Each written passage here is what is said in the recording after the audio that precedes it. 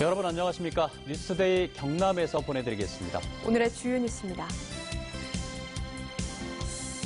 제21대 국회의원을 뽑는 4.15 총선이 석 달이 앞으로 다가왔습니다. 여야는 낙동강 벨트 사수에 사활을 걸고 있습니다. 창원 경상대병원 교수가 간호사에게 폭언과 욕설을 일삼았다는 제보가 노조에 여러 건 접수됐습니다. 피해 간호사들은 고용지청에 진정서를 넣었습니다. MBC 경남이 새해를 맞아 경남 18개 시군 현안을 짚어봅니다. 오늘은 창원과 진주의 현안을 살펴보겠습니다. 더불어민주당 경남, 부산, 울산 지역 국회의원들이 정세균 국무총리 후보자에 대한 국회 인사청문회를 앞두고 동남권 관문공항을 조속히 추진해달라는 호소문을 발표했습니다. 제21대 국회의원을 뽑는 4.15 총선이 99일 앞으로 다가왔습니다. 문재인 정부 중간평가이자 내후년 대선 전초전으로 평가받기 때문에 여야가 명운을 건 격돌을 예고하고 있는데요. 정권 안정론 대 정권 심판론을 앞세워 최대 격전지 낙동강 벨트 사수에 사활을 걸고 있습니다. 윤주화 기자가 취재했습니다. 20대 총선에서 부산 5석, 경남 3석을 확보한 더불어민주당. 보수 텃밭에서의 약진을 바탕으로 원내 1당으로 올라선 민주당은 여세를 몰아 이번엔 경남에서만 7, 8석을 노리고 있습니다. 기존 김해 가불과 양산 을 지역구를 비롯해 거제와 사천 남해 하동, 진주 등 경남 서부권까지 세력을 넓힌다는 목표입니다.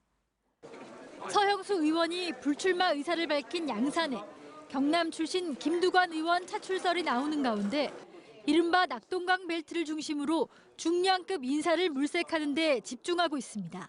조국 이후에 상당히 분위기도 이제 해가 바뀌어서 반전이 되고 있다. 이런 추세다. 그래서 얼마나 많은 또 좋은 그 지역의 후보들이 나와서 우리 도민들의 선택을 받느냐. 12석의 자유한국당은 경남 16석 전석 확보를 목표로 하고 있습니다. 지역구 현역 30% 컷오프, 전체 절반 물갈이를 공언한 가운데 김성찬 여상규 의원이 불출마를 선언하고 엄용수 의원이 의원직을 상실하면서 이미 3석의 현역 교체는 불가피해진 데다 다선 의원에 대한 당내 압박이 높아 추가 불출마 선언도 배제할 수 없습니다. 고향 출마 의지를 밝힌 홍준표, 김태호 전 지사의 험지 이동 배치가 거론되는 반면 탄핵 전국대 탈당한 조혜진 전 의원 등의 복당이 허용되는 등 한국당은 어느 때보다 큰 변화를 바탕으로 PK 보수 재건에 나선다는 계획입니다. 제대로 된 인물들을 배치시키고 또 이 정부의 실정, 문재인 정권의 정권 심판론, 거기다가 우리가 맞춤형 공약, 경남 도민이 원하는 그런 부응하는 그런 민생 공약들을 내세우면서 정의당은 경남 10곳에 후보를 내 기존 창원 성산 지역구를 지켜내는 것은 물론 정당 지지율 15% 이상을 확보해 자력으로 원내 교섭단체를 구성하는 게 목표입니다. 민중당과 기타 군소정당들도 지역구 의석 확보는 물론 바뀐 연동형 비례대표제에 기대를 걸고 있습니다. 문제는 인물입니다. 여야 모두 얼마나 참신한 인재를 영입해 새 바람을 일으키느냐가 이번 총선의 최대 관건이 될 것으로 보입니다. MBC 뉴스 윤주화입니다. 직장 내 괴롭힘 금지법이 시행된 지 어느덧 6개월이 지났습니다. 하지만 여전히 괴롭힘은 근절되지 않고 있습니다. 경남 창원의 한 국립병원에서는 의사들이 간호사에게 인격 모독성 폭언을 일삼고 손찌검까지 한 사실이 밝혀져 논란이 되고 있습니다.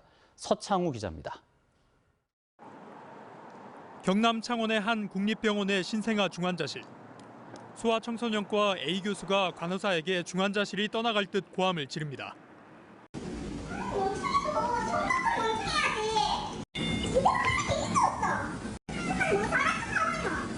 신생아 상태를 점검하던 중 자신의 마음에 들지 않는 행동을 했다며 윽박지르는 겁니다.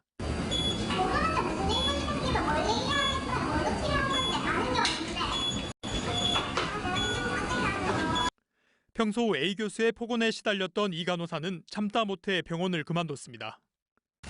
교수님은 기분에 따라서 사람을 대하고 차별적으로 대하면서 사소한 일에도 화를 참지 못하고 모두가 있는 앞에서 대놓고 폭언을 일삼는 A 교수는 폭행에도 거리낌이 없었습니다. 하급 간호사가 잘 일을 못하는 거에 대해서 항상 상급 간호사에게 와가지고 하소연을 많이 하셨는데, 그러면서 이제 같이 폭력이 조금 동반됐고요. 팔을 계속 이렇게 때리면서 등짝도 같이 때리고. 그런가 하면 산부인과 B 교수는 4년 전 간호사를 폭행하고 회식 자리에서 여자 직원의 뺨에 입을 맞추는 성희롱을 했는데도 3개월 정직 처분만 받고 복귀했습니다. 그러고는 또다시 간호사들에게 폭언을 퍼부었습니다. 너 만나서 뭐라 일락이라도 해야 되겠다 아이가. 진짜 정신 있는 때리가 없는 것 같아. 이들 교수의 괴롭힘을 견디다 못해 그만뒀다는 간호사만 20여 명. 결국 간호사들은 고용노동부에 진정서를 넣었습니다.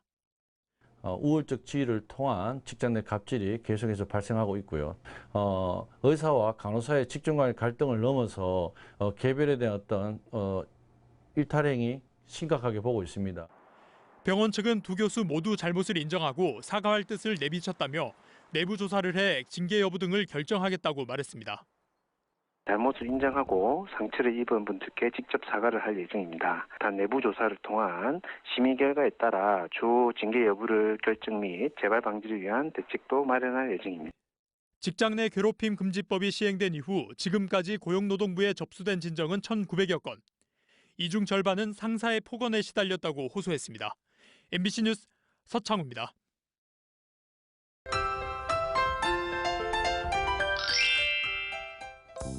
오늘은 하루 종일 비가 내리겠습니다. 레이더 영상 살펴보시면 전국을 뒤덮은 비구름들을 보실 수 있는데요.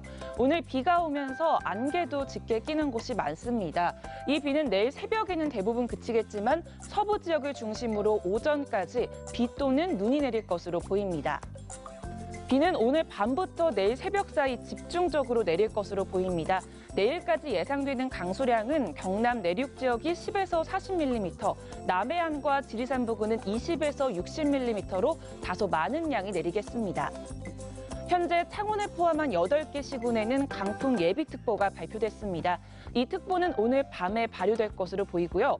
비가 오면서 돌풍과 함께 천둥, 번개가 치는 곳이 있어 안전사고에 각별히 유의해 주시길 바랍니다. 오늘 기온 영상권에서 시작하며 평년 기온을 크게 웃도는 날씨를 보입니다. 아침 기온부터 살펴보시면 창원이 6도, 김해 7도에서 시작하고요. 낮에는 창원 13도, 양산 14도까지 오르겠습니다. 서부 지역 보시면 거창 1도, 진주 6도에서 시작합니다.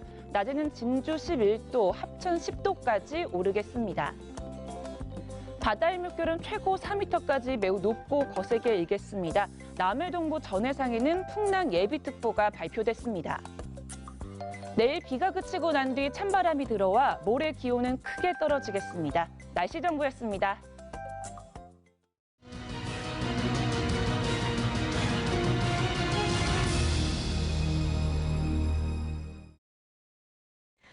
MBC 경남은 새해를 맞아 각 지역 현안을 짚어보는 순서를 마련했습니다.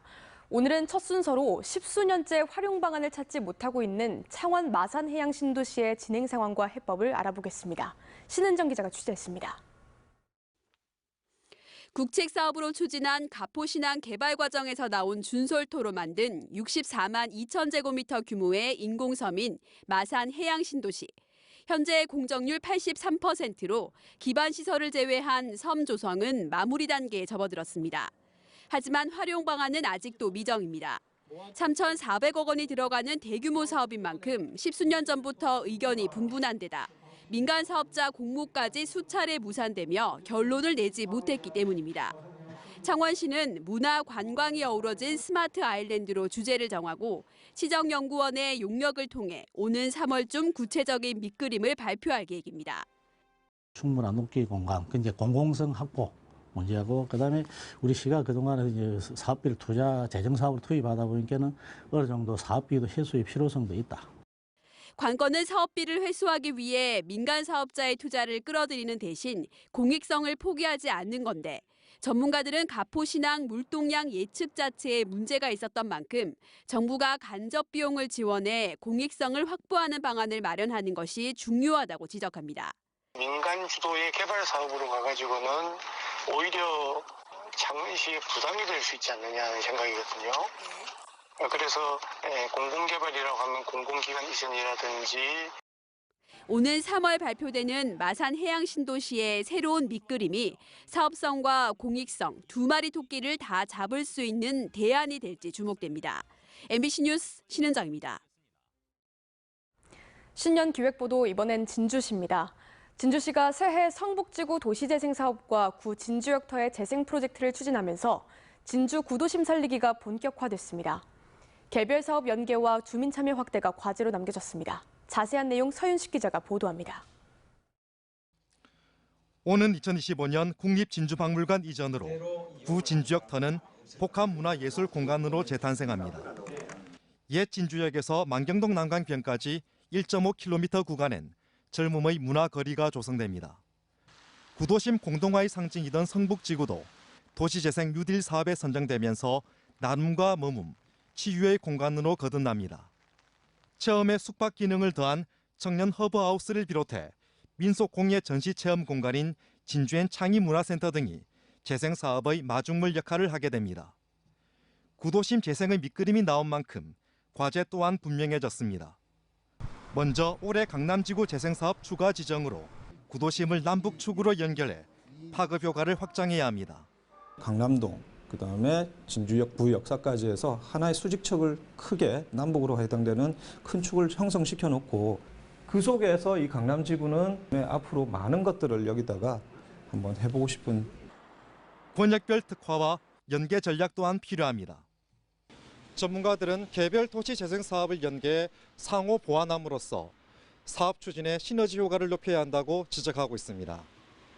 만경 강남지구에서는 그 젊은이들이 그 문화예술을 즐기고 그다음에 진주성과 난강에서는 그 관광에 대한 또 체험도 하고 나아가 도시 재생 사업에 대한 원주민의 인식 개선을 넘어 사업의 주체로 끌어올려야 합니다.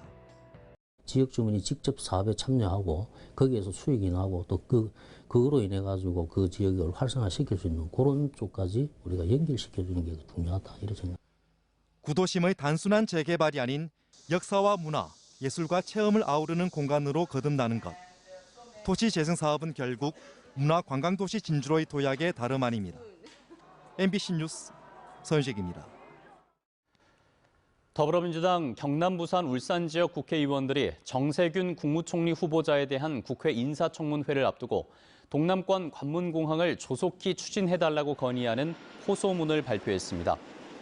이들은 지방 소멸이라는 위기를 맞아 침체된 지역 경제를 살리고 진정한 국가 균형 발전을 위해서는 제대로 된 동남권 관문공항 건설이 조속히 추진돼야 한다고 강조했습니다. 남부내륙 고속철도 경남 지역 정거장이 올해 말 결정될 것으로 보입니다.